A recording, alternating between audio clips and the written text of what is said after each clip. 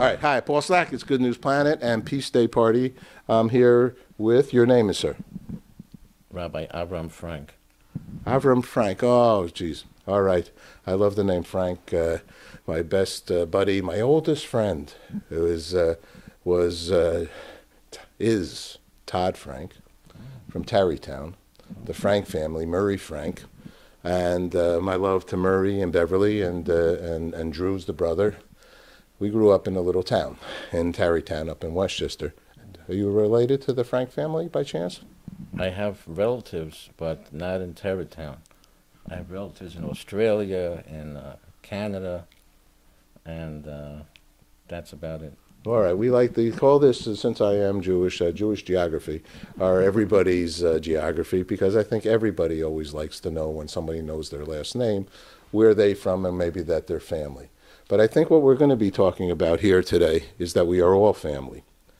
And that's the main purpose of this conversation, because the rabbi got in touch with me because he's putting together and has worked on and has been successful and it's growing, and we want to partner with him for a moment of silence in the schools.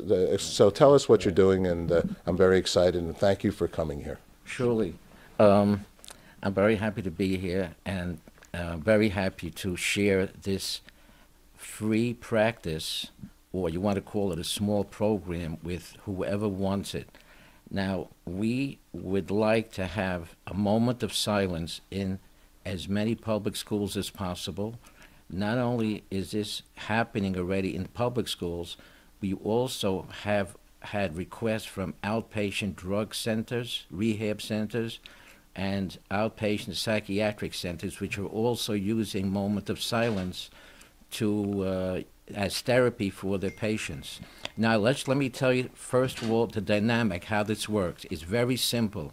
All that the school is announced every morning over the loudspeaker that the school will be having a minute of silence.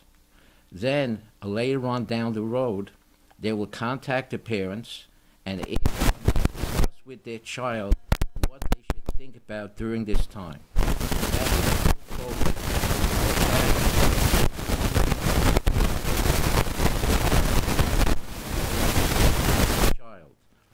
And we have had growing success. We're getting more and more schools, and there are similar programs and similar practices, but ours doesn't require anything whatsoever. All that needs to be done is announced every morning over the loudspeaker that the school will be having a minute of silence. After this minute or so is over, the school day goes. Yeah, let's have some pictures. Okay, I want to show you the results that we're getting. We have had brought to our attention over 500 letters from children in the public schools. Yay. Right? We also have letters now It's in New York. We're in New York. This is New York, Haiti, and across the country. We have letters, okay? And the children want this, need this, and love it. Let me read you a few letters that the children have written. This is written by a boy, Tyrick Hughes, in the first grade. Sorry, everybody. Just want to make sure we can see all this. You read it, and then I'm going to hold it up. A moment of silence means that I can think of the people in Trinidad who doesn't have shoes and clothes. Okay, look at this. So they drew something. So you think during the time of that moment of silence they want to create this picture at that time? Well, they write the letters afterwards in their spare time or as a homework assignment. Oh, okay. All right. That's so this is part of the outreach. That's right. Oh, beautiful, Rabbi. Beautiful. Right. And you notice that this child is not even thinking about himself. He's thinking about the people in Trinidad.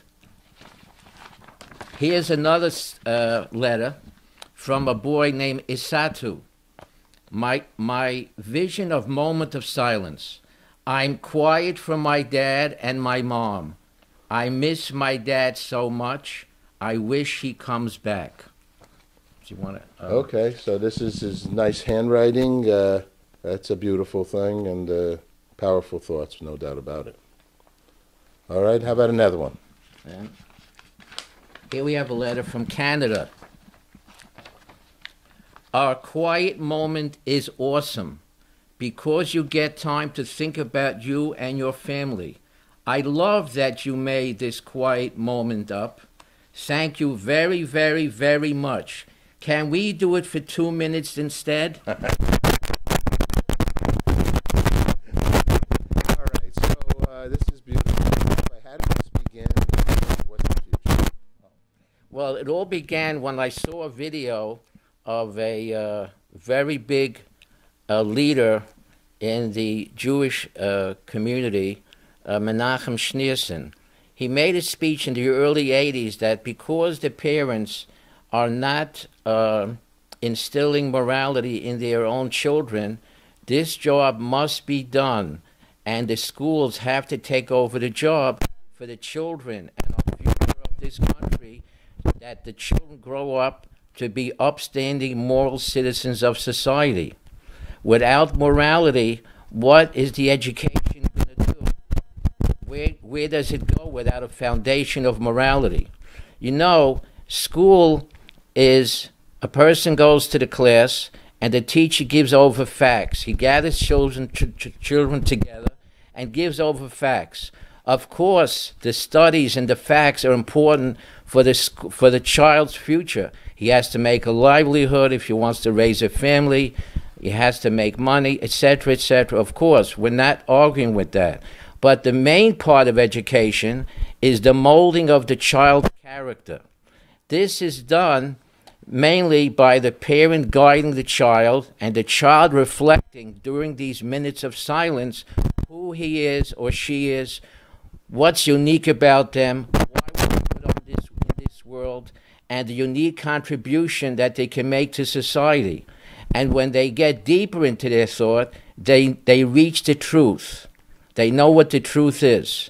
And this can only be done with silence, a minute or 2 minutes, at least a minute in the morning, every morning. And this will help calm the kid down. It helps bonding with parents and siblings. It helps focusing in school. It makes them happy. It also increases the attendance because these children look forward to this silent time. They love it. And we have letters from principals where one principal wrote that the reading scores have gone up in the schools since they instituted this. Another principal writes that not only are the children enjoying and benefiting from this, but when the parents, after they drop off the children in school, they wait for the sounds over the loudspeaker because it gives them a nice start for the day, and then they go to work. We've had interviews with children doing it, and the comments that they're making are really unique. You got to see the website. One of the kids says, there's one of the things that brings out the charisma in him. And this kid says that, you know, I have friends in the schools in Philadelphia, and I tell them about it, and they like, and they're doing it also. What is Rabbi? Oh, the website is momentofsilence.info. Again, momentofsilence.info. You will see some beautiful videos there, and you will see some really outstanding letters from the children. And not only are there letters from children in elementary schools, we have now letters from college students, which are eye-openers. We have now 26 letters from a college in New Jersey, where in almost every letter, the student writes very graphically and descriptively, as opposed to the children's letters, that this moment cuts down and reduces the tremendous college pressure that every college student experiences. Wow. We agree with all this. Let me say a couple of things just because we're in the same harmonious map here. First of all, you see here the Peace Day party, and our audience knows how involved we are since and early, my whole life, actually. I've been involved with the world. Thank you. And so, and your good friend, the Rebbe Schneerson, also is someone who I read. I have read daily, and I read amongst others because I'm an interfaith minister and spiritual. But I love the Rebbe. He had, and this book, in fact, I was given this when I became an interfaith minister through the new seminary. So, a brilliant book, brilliant. And on our Peace Day party, we do, and this has been 193 countries around the world agreed for an International Day. And on that day at 12 noon, we're supposed to have a moment of silence. So that's what we do. We take over Central Park, we take over Times Square, and 1.6 billion people are connected to this. So because 193 countries agreed, and it's been growing and growing and growing, and McKenzie said 1.6 billion or where. So our dream is to actually have a party on September 21st. I like the parties, hora. So no, I like a good party where people have love for each other. They sit down, whatever makes them happy, and enjoys life. So our mission is to throw a party on September 21st, and that's what we're working on and have been. So next year, September 21st. In fact, Rabbi, I tell you, and we're just starting this outreach, and I see. I guess you're Jewish, but we want to do the party in the Temple Mount, in Jerusalem. Okay, it's a sacred place, and it's sacred for various religions and for various concerns. And we think what we do is create a human peace sign, and we want to put a human peace sign on the Temple Mount. We want to do this in the killing fields in Africa or wherever else anybody's hurting anybody, in the streets, in the schools.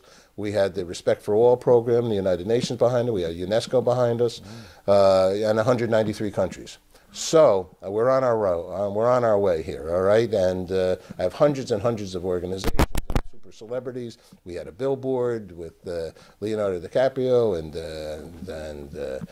Michael Douglas, all kinds of people. We're really into this because most of the world is peaceful, and I think that's what we need. The world's at peace. There's a few people that are confused and think that they have to hurt you to get their point across. They don't even have to do that. Just leave us alone. We'll run away. We'll go away. You want to, let all the fighters stay together. So I just wanted to share 2 seconds more of my thing.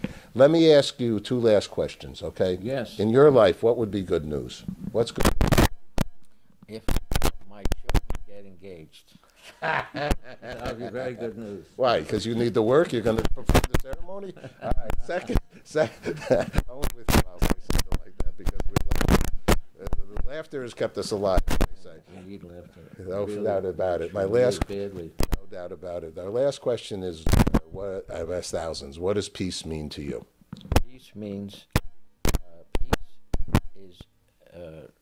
it means to me an internal peace, an individual peace. When someone is peaceful with himself, he's peaceful with everybody around him.